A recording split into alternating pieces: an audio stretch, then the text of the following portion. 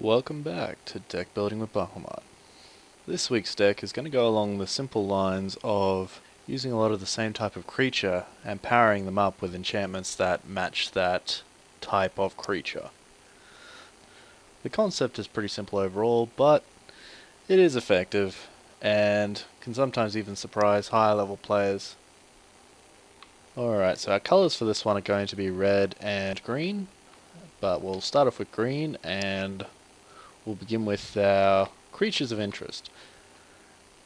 Now with the new Eldritch Moon expansion, there have been a lot of additions in the form of werewolves. Now in the previous expansions, they weren't really as useful as they could have been because the majority of them were stuck with the ability that if a player played 2 spells in a turn, they would transform, and your opponent could then also control the transformation of the werewolves, making them less effective. Whereas now, with the new expansion, there have been the addition of several other werewolves that don't transform back. While their costs to transform are slightly higher than the others, it's often a welcome trade, because that allows you to keep them in their more powerful state. So the first one of these werewolves we're going to have a look at is Kessig Prowler. So you can see there, 2/1 for 1 mana, fairly straightforward. But the thing of interest is, when you transform it for a cost of 5 mana, or a spell that will trigger the same effect, you get Sinuous Predator. So you can see there, it becomes a very good one-on-one fighter, because it can only be blocked by 1 creature. So in conjunction with other power-up abilities or trample, it can become quite a nasty attacker, especially since you put it on the field initially for just 1 green mana. And keep in mind, this deck has a lot of ways of powering up wolves and werewolves, so just because its base power is 4/4 doesn't mean that that won't grow. So because it's so cheap, we'll put all 3 of those in there. Now even though there's other cards in here that we are going to be using, I'll go through the creatures first, just so you can see how they work together. Okay, another simple one that gets more powerful the more that you have, Timberpack Wolf. So 2 mana for a 2/2, fair enough, but every Timberpack Wolf that you get out onto the field gives each Timberpack Wolf +1/+1. So as long as they remain on the field, the more Timberpack Wolves that you play, the more powerful they become, up to a potential 4 Timberpack Wolves on the field, all with 5/5 stats. And that's not including any additional buffs or power-ups. So very simple and very cheap. Another nice addition for this, because the majority of our cards are all wolves.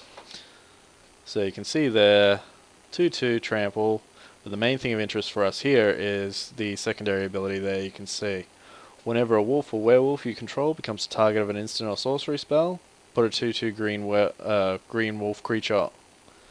Whenever a wolf or werewolf you control becomes the target of an instant or sorcery spell, put a 2/2 green wolf creature token on the battlefield. Now, while it may not be game changing, it is nice that if your creatures are the target of kill spells and things like that, you'll be gaining a 2/2 wolf creature token whenever one is taken out. So I'll put both of those in there. Another good one for a wolf deck, one of the new additions, is Spirit of the Hunt. So 3 mana for a 3/3, that's fair enough, that's good. And then you can also gain the ability of Flash, and the secondary ability that gives all wolves and werewolves +0/+3 until end of turn when it comes into play.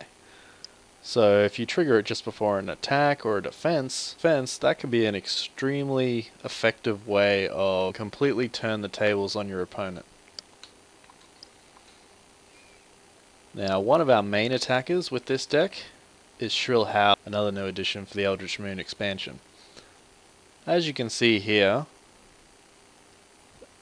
3 mana for 3/1, but the stats aren't the most important thing. The most important thing is obviously the ability there you can see. So, if you're faced with an opponent who isn't putting out strong creatures, you can basically just keep attacking them without any retaliation whatsoever. This is often the case with white decks or red decks with a lot of smaller creatures.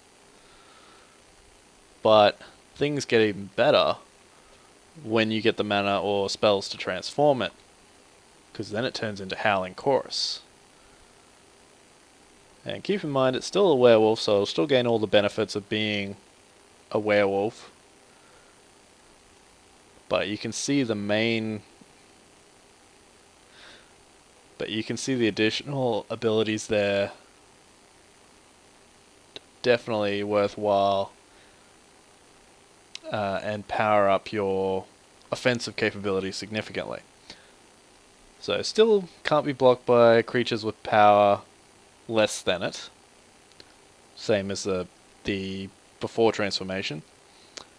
But the extra addition is, whenever it deals combat damage to a player, you get a 3/2 colourless creature token on the field. And also keep in mind, if you've got cards that add attack or target creature unblockable, then it's a great way to help build your army and continually weaken your opponent. So while it is expensive to flip unless you use a spell to transform it, it's definitely worth your time. Another nice addition to this deck is planeswalker Arlinn. So you can see the nice little +1 bonus, but she can also use her second ability there for 0 to give you a creature token and give you access to even more abilities. And basically, if you do ever get her to the -6 ability, the game should be over, because what you can do is tap all your creatures and have them deal damage to target creature or player equal to their toughness.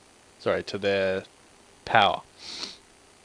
And if that happens and you have a fair few creatures on the field, there's no way your opponent can stop it. So she can be a game-ending card. One of the other new legendaries you can see here is Ulrich of the Krallenhorde. Now this creature actually uses the transformation ability to his own benefit. So unlike all the ones from the previous expansion werewolves, where a werewolf only has one ability active, so you have a weaker ability and a stronger ability in general, and so you want to maintain that stronger ability, but generally you can't because you keep getting transformed back. Well, in this case, it doesn't matter, because both of his abilities are triggered by transformation. So we have the give a creature +4/+4, or we have attack another target creature. If your opponent does play multiple spells, and you're not, then you can continually have it flipping over to trigger its abilities multiple times.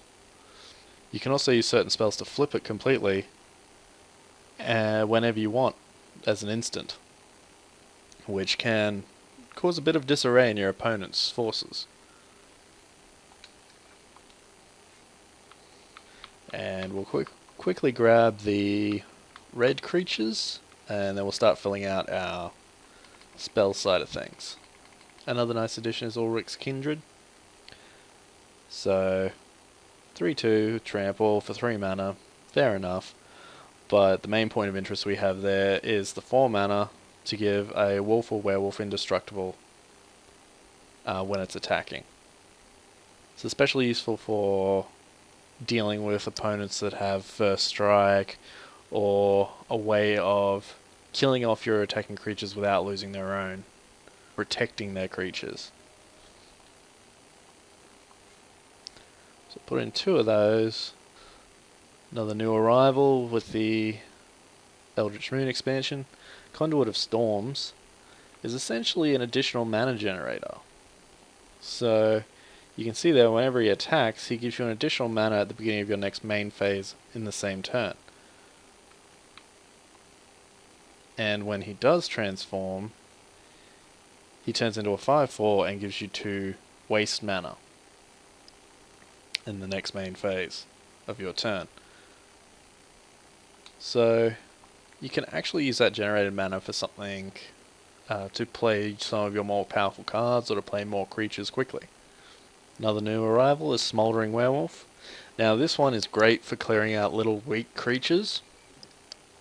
So you may notice that there's a lot of decks online that have that generate 1/1 tokens or 0/1 tokens, and then use those tokens to power other abilities or power those tokens up.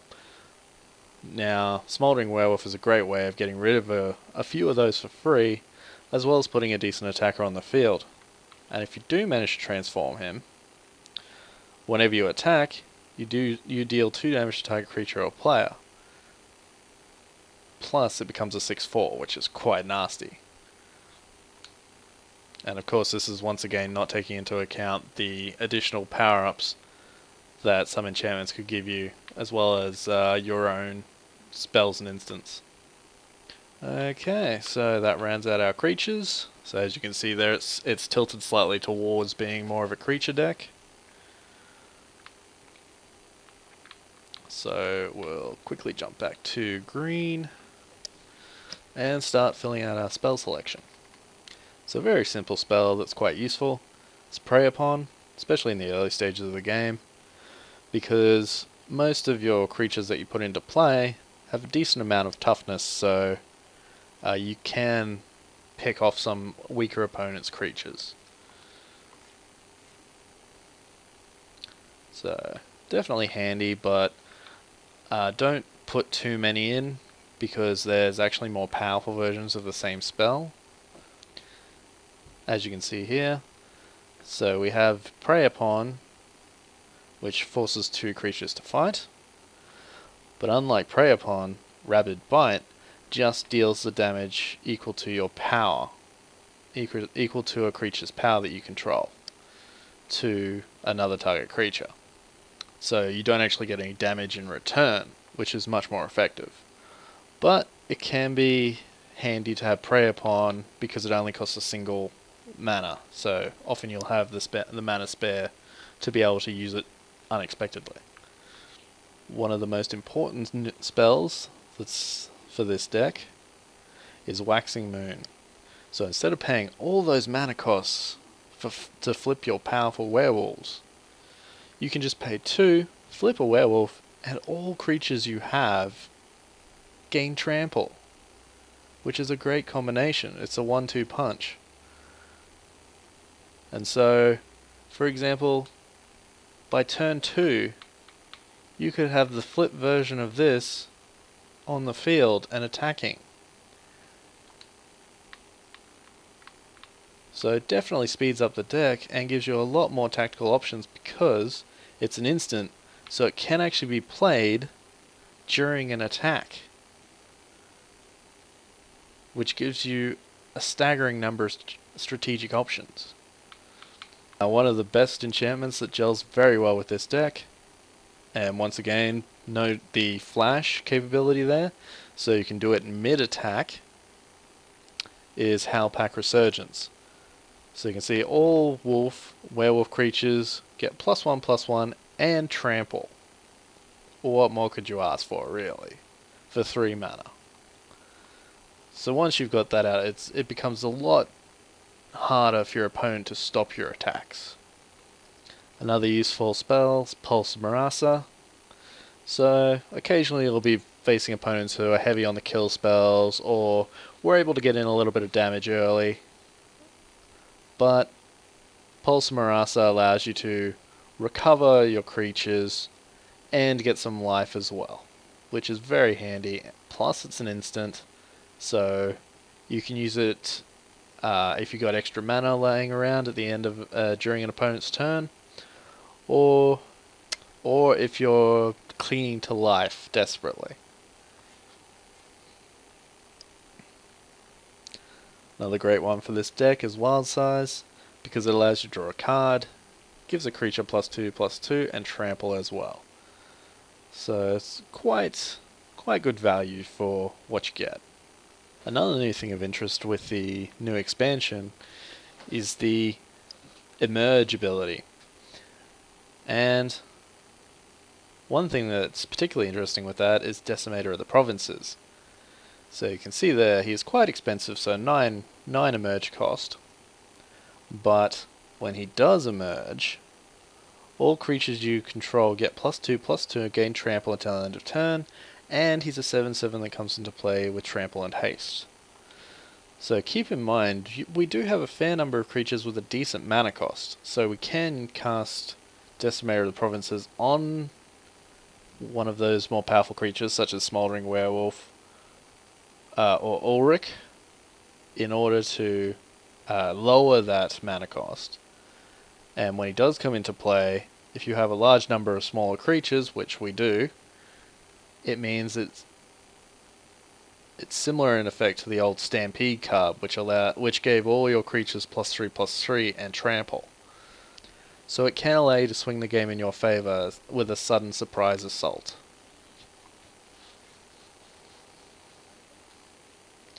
Okay, and now we'll just finish off with the lands.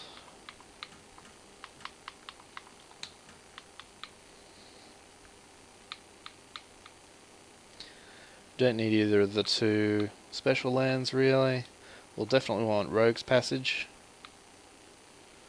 Now, you can put in Blighted Gorge if you want to deal some potential additional damage, or you can stick with Foundry of the Consoles if you want some slow down flying, or you could also go with Hanweir Battlements, which allows you to give target creature haste, which can work really well with our werewolves coming into play and attacking the same turn.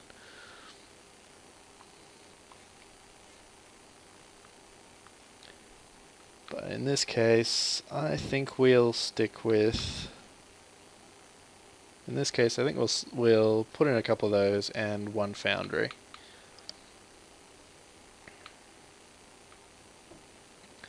We can also put in Westvale Abbey, because we have a couple of actual generators here with Shrill Howler's ability to flip, and we have a large number of creatures in the deck.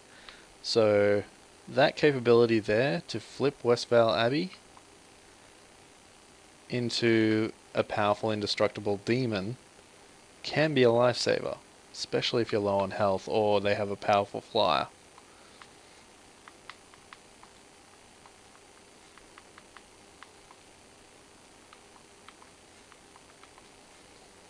Okay, so there we have it. Fairly simple deck, but it neutralizes a lot of the problems that werewolves had in the previous expansions. So this actually makes for a quite functional and powerful deck, even though it's a relatively simple concept. So it's time to test it out and have some fun. As you can see there, it's extremely weighted towards green, so you could adjust your mana in the deck accordingly to take that into account. And also you can see the mana curve there, so it tilts up towards 3, and then there's quite a few high cost cards. But the thing is that our creatures also have a transform into a more powerful version, which also act as our end game capabilities. So even though we only have one 6-cost card, we might have 4 or 5 creatures on the field that we can pay 5 or 6 mana for to transform into a more powerful version of themselves.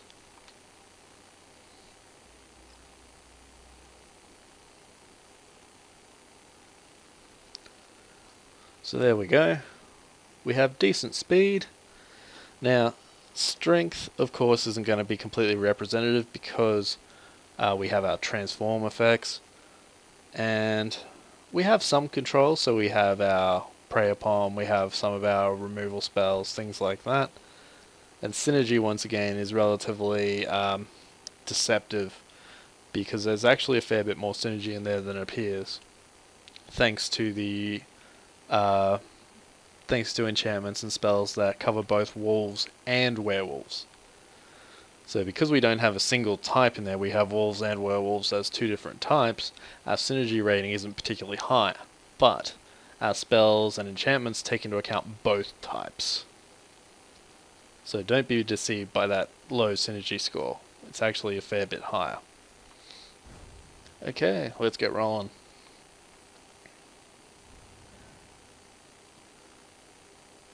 Right, so we have Timberpack Wolves, we have Howlpack Resurgence, and a Waxing Moon.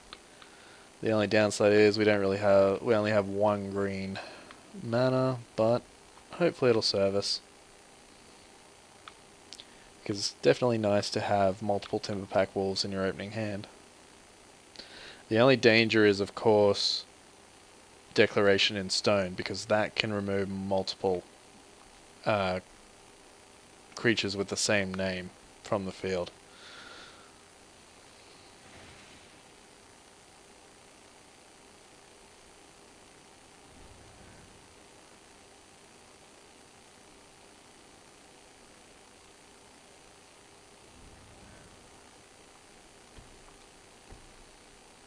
So you can see there, multiple Timberpack Wolves power each other up.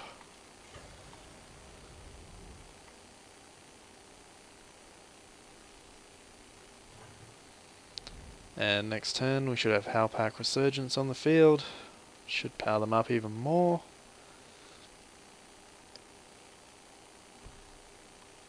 And of course if they do put up a defense, we've got Waxing Moon to give all our creatures trample. So you can see here how fast this deck can move sometimes. And we've got another Timberpack Wolf.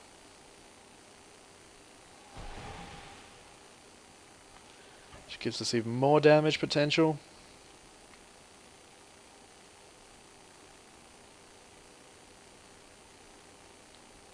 Now, while of course you're not going to draw multiple Timberpack Wolves every time, it is nice when it happens.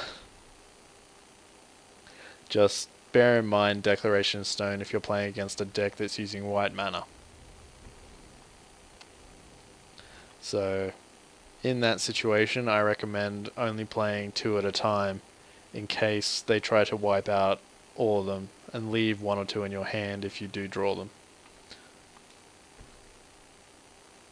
So as you can see, it's pretty much becoming one-sided.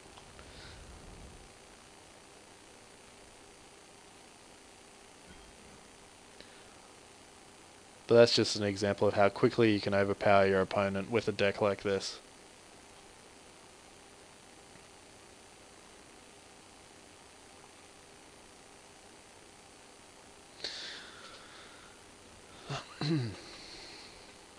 So, simple in concept,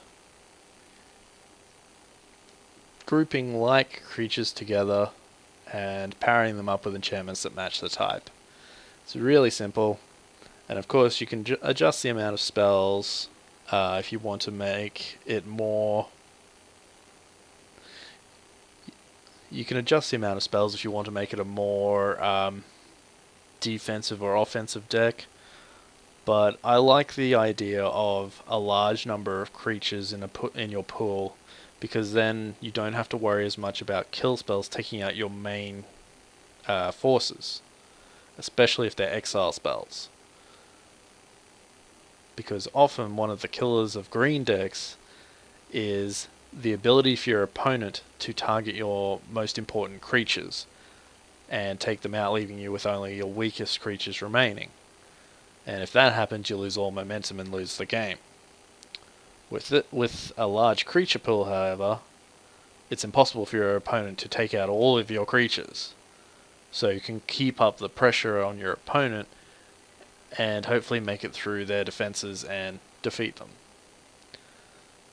So there's plenty of there's plenty of pick and mix you could do with this deck. You could focus a little bit more on the red werewolves if you wanted that kind of thing, or damage spells if you wanted to make it a lot more aggressive, or of course you could focus on more of the land drawing and or you could focus on the land drawing and healing cards. That there's several of them in the green color, so you could build the deck whichever way that suits you, but the core concept is lots of creatures of matching type and boosted by enchantments. Simple enough. Okay, well, I think that's it for this week, so hopefully I'll see you next time.